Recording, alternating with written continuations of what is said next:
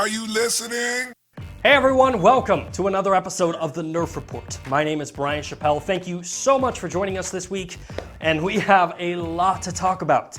On this week's episode, Bungie introduces 3 years worth of content for Destiny 2. Capcom has revealed the first details surrounding Resident Evil 8. Sony filed patents that could potentially eliminate multiplayer. And some company called PlayStation announced this new console called the PS5. Just gonna drop that right there and we'll get back to that. But before we dive into all the details surrounding PlayStation's next-gen console, let's talk about this week's top headlines.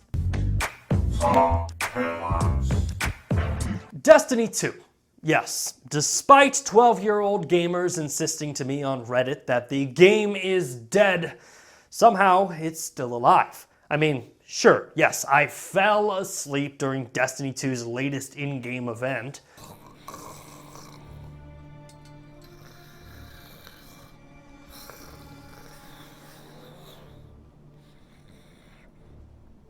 But the fact is, Bungie is trying. I mean, in the 6 years of Destiny, this was the first in-game event of this size. And yes, 6 years is also the amount of time it took to actually blow up the Almighty, but that is a separate issue.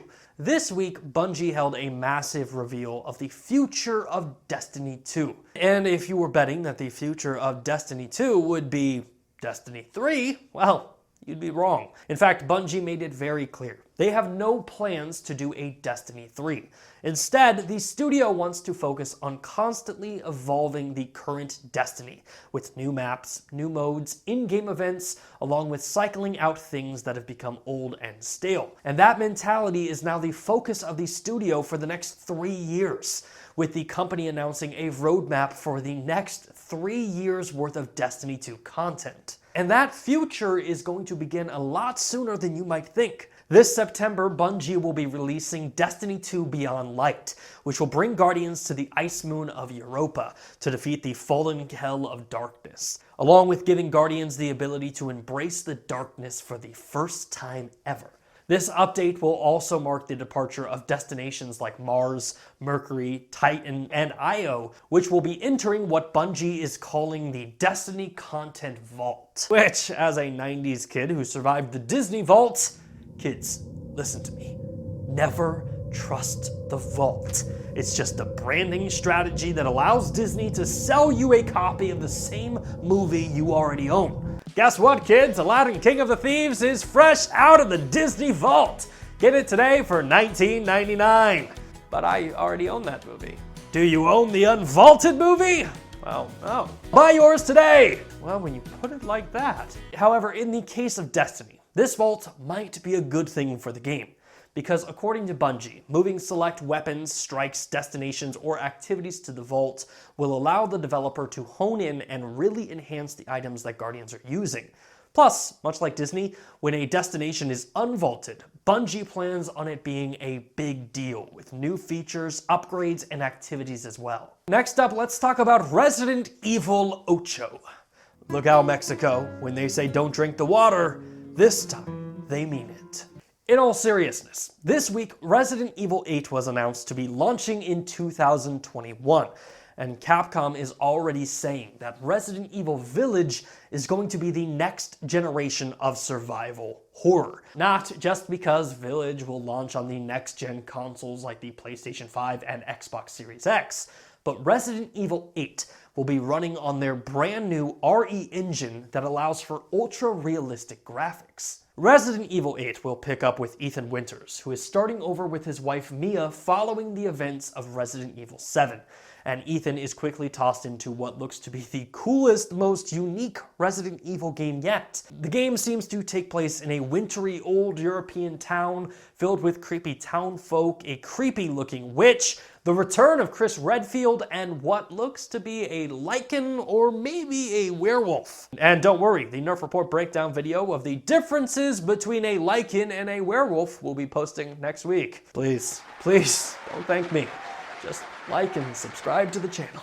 Next up, let's talk about our favorite streaming service that could, Google Stadia, which is quickly approaching its 1-year anniversary. So to anyone who had 208 days on the Stadia death pool, I regret to inform you that you have been eliminated from the competition. Well, this week, Stadia announced new features for the platform that will greatly assist Stadia as it continues to grow. New features like touchscreen control for mobile devices. Stadia users can now take use of a digital touchpad that is capable of controlling any of the games found on Stadia. And speaking of mobile devices, Stadia has expanded its availability to all Android users. In fact, any Android user that can install the Stadia app can use the service, despite the fact that it's not listed on the supported device list. And if you are considering using Stadia with your mobile device, you should definitely check out this new controller from Razer called the Kishi, which is a universal controller which allows gamers to transform most Android phones into, well, how can I say this legally and not get Razer in trouble? Swintindo niche. And the best part of the Razer Kishi is that it works with Google Stadia. So check out the brand new Stadia Switch, everyone! And finally, for our top headlines, let's talk about Sony. This week, a new patent filed by Sony was discovered that could potentially end the necessity of multiplayer gameplay. The patent in question features AI that is capable of monitoring your team's playstyle, and if one of them lags out or gets disconnected, the AI will take over and play in their absence, and through learning could emulate your friend's exact playstyle, which is kind of a crazy idea. I mean, can you imagine downloading your favorite streamer's AI playstyle and applying it to your PlayStation, and being able to play immediately with that streamer anytime you want? I mean, personally, the AI would probably be so confused by my playstyle. It'd be like, why does the human run into bullets? Why is he always dying? No one can be this bad at a video game. Now for something completely different. Yeah.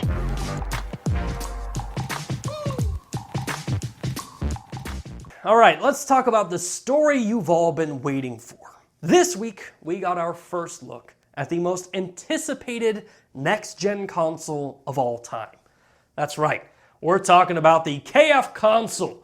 Yes, Kentucky Fried Chicken has done it and has introduced the KF console, which not only features 4K, 120 frames per second, and cross-platform compatibility, but it also comes equipped with a chicken chamber. Now, I love KFC as much as the next guy, but unfortunately, that is not the console we're here to talk about. In fact, in case you've been living under a rock, this week, Sony introduced us to the PlayStation 5. During a live stream this week, Sony unveiled the future of PlayStation, which not only includes the PlayStation 5, but it also features a ton of exclusive games. But I have to say, I'm kind of bummed that the segment we filmed didn't make the final cut. In fact, I'm sure I can probably share this now, but the Nerf report was supposed to be the honorary Grand Marshal of the reveal. Our segment was great. Ladies and gentlemen, we are officially 30 seconds away from the reveal of the PlayStation 5. Start your PlayStation 4s.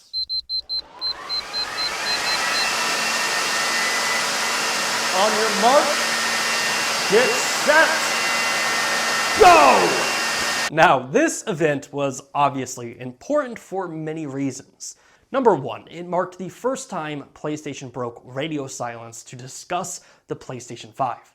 But it was also the first time that PlayStation was able to lay out their roadmap for PlayStation's next gen of gaming and reestablish why they are the current kings of gaming. And I say their roadmap because in many ways, the two major competitors of Sony and Microsoft have different plans of what the next gen really should be. For example, Microsoft and Xbox see the next gen as a general stepping stone in the overall path of gaming, and the new video games will be designed to run on all platforms, whether it be next gen or the previous generation of console.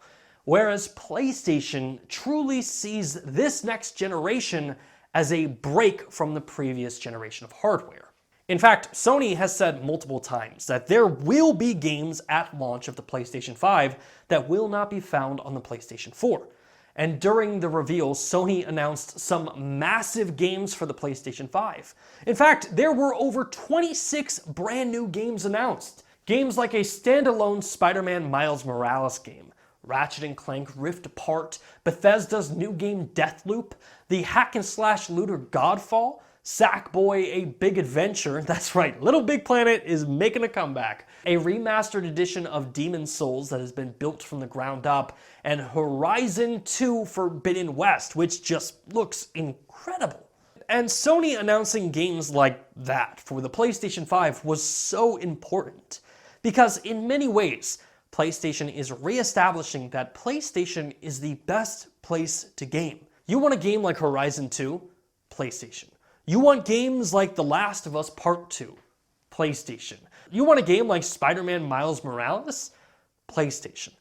Sony essentially told the industry, if you like all of the exclusives that you got during the PS4 life cycle, you haven't seen anything yet. Which finally brought us to the reveal of the console, in which Sony not only gave us a first look at one, but two next-gen consoles that they would be launching this year. The PlayStation 5 along with the PlayStation 5 Digital Edition, with the Digital Edition eliminating the necessity of a disc drive and allowing gamers to download their games directly from the PlayStation Network. Sony also revealed new hardware like a brand new 3D audio wireless headset, an HD camera, a media remote, and a wireless DualSense controller. But quite possibly the most interesting thing about this PS5 reveal is how powerful just one press conference has been. I mean, think about it. Microsoft has spent nearly the last year getting their player base hyped for the next gen. They revealed the console, gave out specs, announced cross-gen compatibility. They showed games running on the Xbox Series X. And in 1 hour, PlayStation was able to volley the ball right back to Microsoft as if none of the things that they announced mattered, which is going to make Microsoft's next move extremely interesting. Because Sony and Microsoft are offering two different views of this next generation. This is bigger than the console war. This is what future do gamers want for the next gen?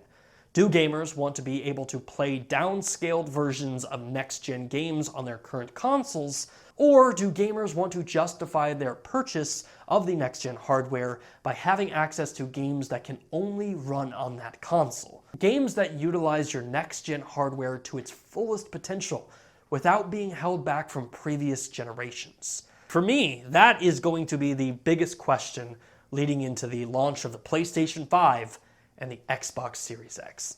And finally for this week, we come to that noise, of course, signifies that we are running out of time and coming close to the end of the show. You know, every single week, we have so much news to talk about and so little time to do it. So we take all the week's remaining news, put 60 seconds on the clock, and try to cover it as fast as humanly possible without running out of breath, passing out, or dying! So with that in mind, let's put 60 seconds on the clock. Thunder noise! And go! Early access to Baldur's Gate 3 will begin in August. AT&T is looking at selling off Warner Brothers Gaming, which I think that this would be a huge acquisition for like Xbox, PlayStation, or even Google Stadia.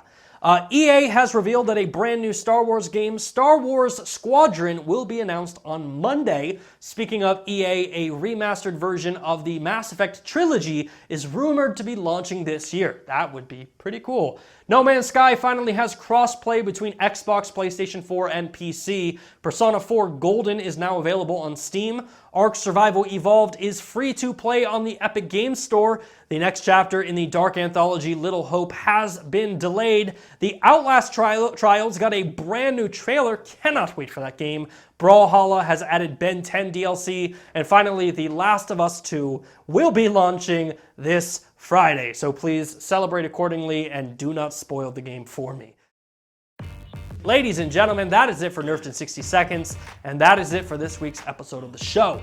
If you like what you saw and you want to see more content just like it, hit that like button, subscribe to the channel, or please share it with your friends. As always, my name is Bryant Chappell. You are you, and this little show is called The Nerf Report. Thanks for watching. Thanks again for checking out our channel. You know, if you like what you saw and you want more Nerf Report in your life, 3 things you should do. Hit that like button, subscribe to the channel, and follow us on TikTok.